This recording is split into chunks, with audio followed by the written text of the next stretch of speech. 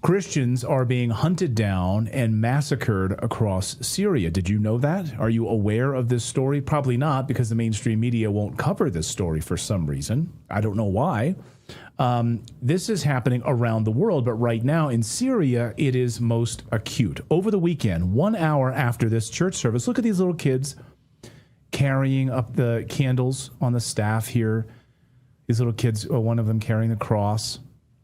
All of these folks here in this church service at St. Elias Church in Damascus. So this was 1 hour prior to this church being attacked and massacred. 30 people killed inside of this church. Dozens injured, dozens in the first ISIS-style bombing since Syria has toppled and been ruled by former ISIS leader. Syrian journalist Kevork Almassian, he himself a practicing Christian Orthodox, is joining us now to analyze this. So, Kevork, this is not just an isolated incident. I mean, I think, I don't know why the mainstream media around the world, they're just ignoring this story, Christians being hunted down. But this isn't just an isolated incident, is it? Thank you very much, Clayton and Natali, for having me. At the introduction, you mentioned that the mainstream media doesn't cover this case because, for a simple reason, for 14 years, they promoted for this outcome. They promoted for a regime change, and they promoted for the chaos which was unleashed after the regime change in the country. So they don't want to hold themselves responsibility, and they don't want to tell their audience that they have lied to their audience about the nature of the conflict in the country. Now, this type of attacks were anticipated since the regime change happened. And even before that, for 14 years, the Christians came under attacks, targeted attacks by the Al-Qaeda forces in the country, backed, sponsored, funded, and trained by different regional intelligence apparatuses and also the CIA, which played a major role in this. And this led into driving 90% of the Christians out of Syria. Now, in the neighboring countries of Syria, such as in Jordan, in Lebanon, and in Turkey, Western NGOs established offices there saying that we are here to save the Christians from persecution. So what they do, basically, they drove the Christians to the neighboring countries, and from the neighboring countries, they absorbed them into some of the Western countries, such as in Australia and in Canada. But this was some sort of, in my opinion, a soft ethnic cleansing of the Christians after unleashing this type of brutal war in the country. Now that only 10% of the Christians left in the country, now we're witnessing another type of targeted attacks against them after they came after the Alawites, the Kurds, the Druze.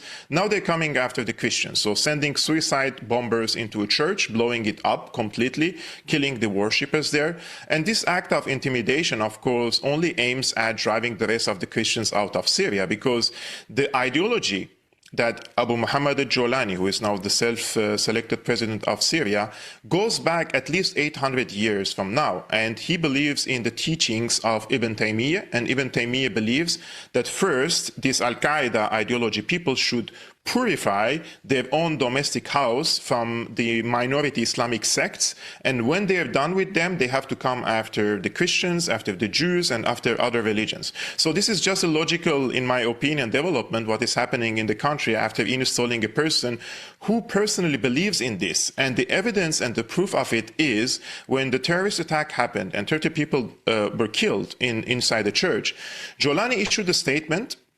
And he said he expresses solidarity with the victims of these attacks, and he called the attack a criminal explosion. Now, this is different from a previous administration in Syria, which used to call such attacks terrorist attack. So Jolani doesn't even dare to call an attack against the Christian community in the country a terrorist attack, because he himself administered and he sponsored this type of attacks in Iraq. He was the one who used to build car bombs and send them into the Shia communities, into the Christian neighborhoods, and blow them up in their neighborhoods. Now that he's the president of the country, he cannot just walk back and say this is a terrorist attack, while he did the same thing 20 years ago in Iraq in order to start a civil war there. But again, he said that was just a phase, you know, like when I had bangs.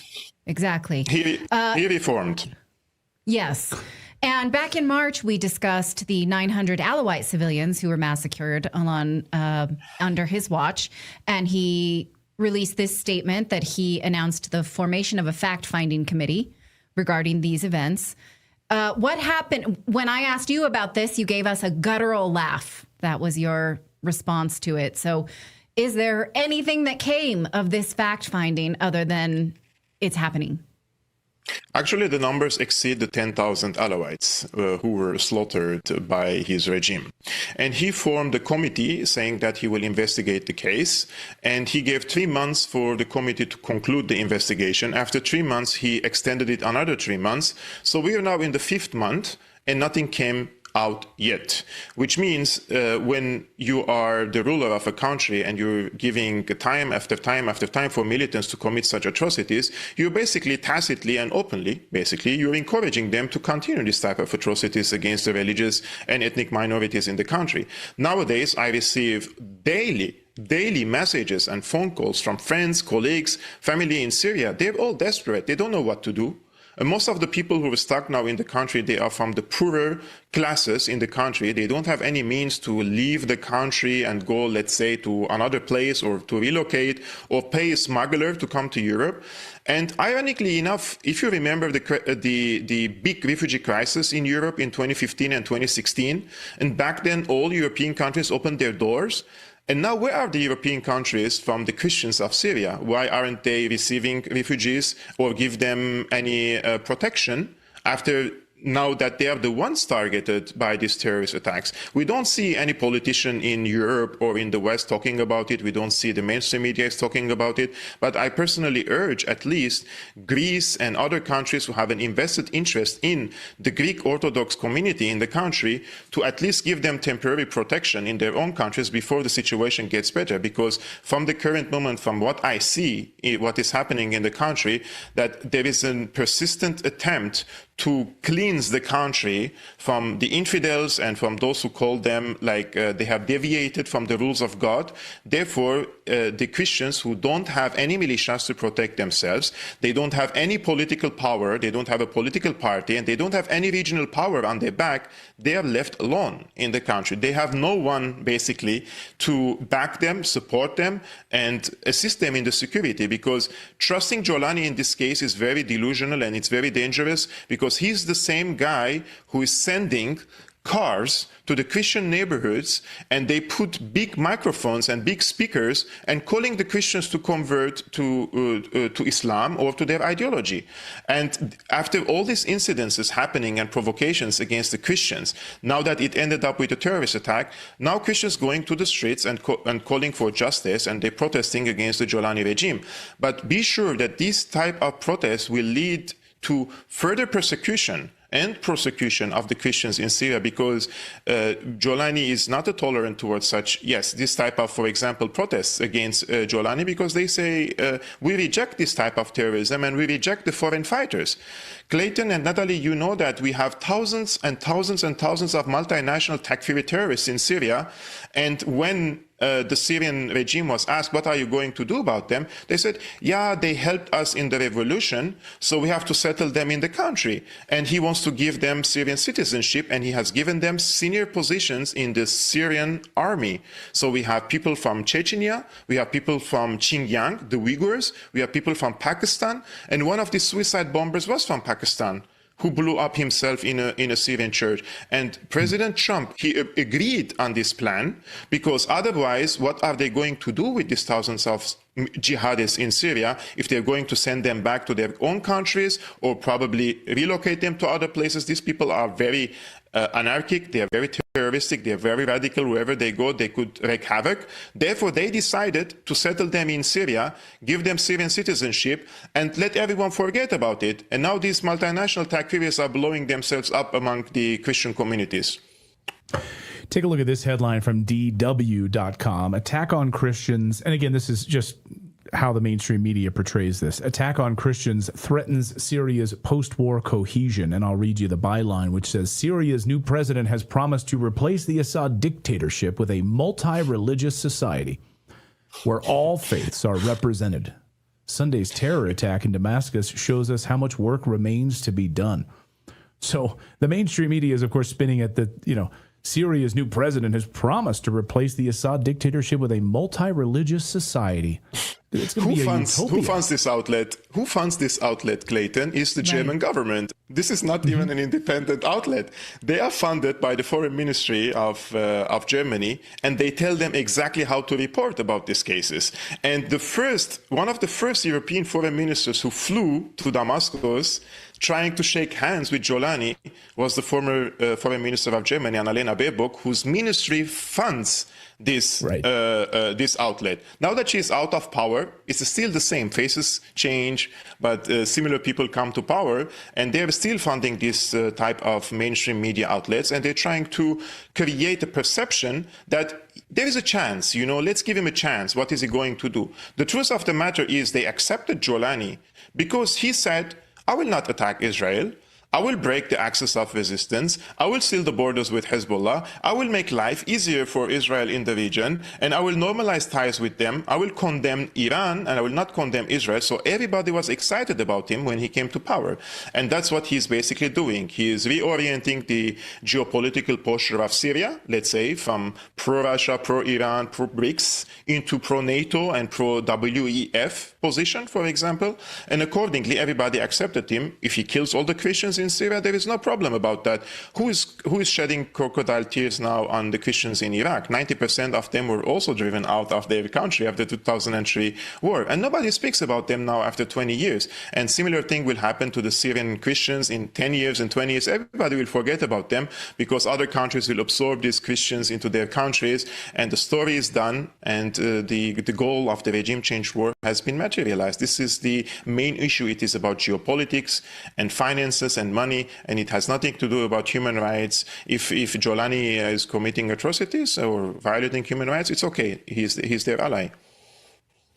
Now, so what next? Because in the past, we've talked about, Syrians were protected under Assad, and you and I kind of felt like, well, if the United States gets out of Syria, that was sort of the way of things. But now the United States is saying, well, with Jolani, we're going to sort of put a lease on it, like make it so it was always okay and it's in arrears. And so then it seems like that's just going to be the way it is. The United States will keep a small presence there. Jolani's going to stay.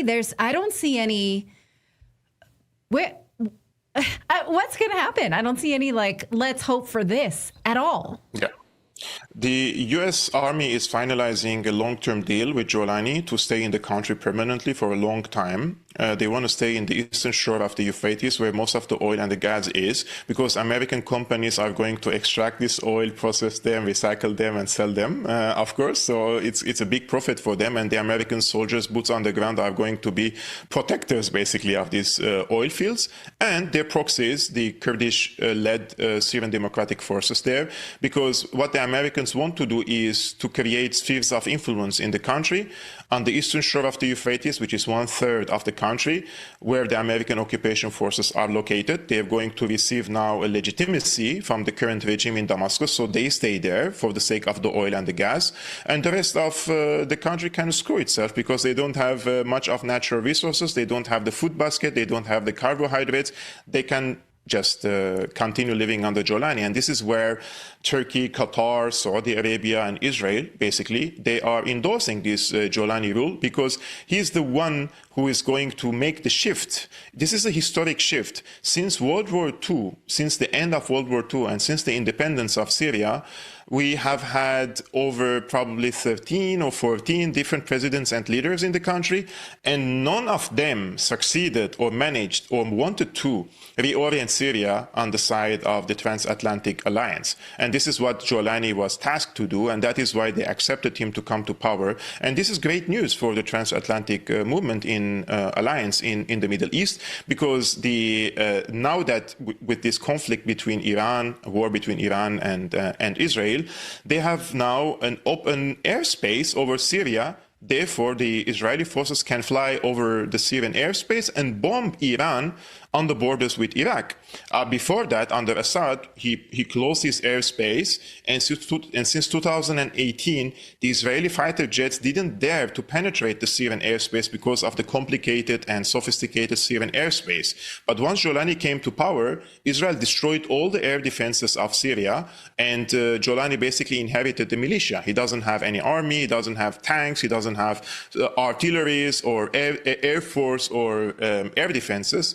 Therefore, they have given him, let's say, you know how Mahmoud Abbas in the West Bank rules. He's like he has a militia and he has a police station there. This is how he's ruling over the neck of the Syrians, basically, who are unarmed and they don't have any protection from anyone.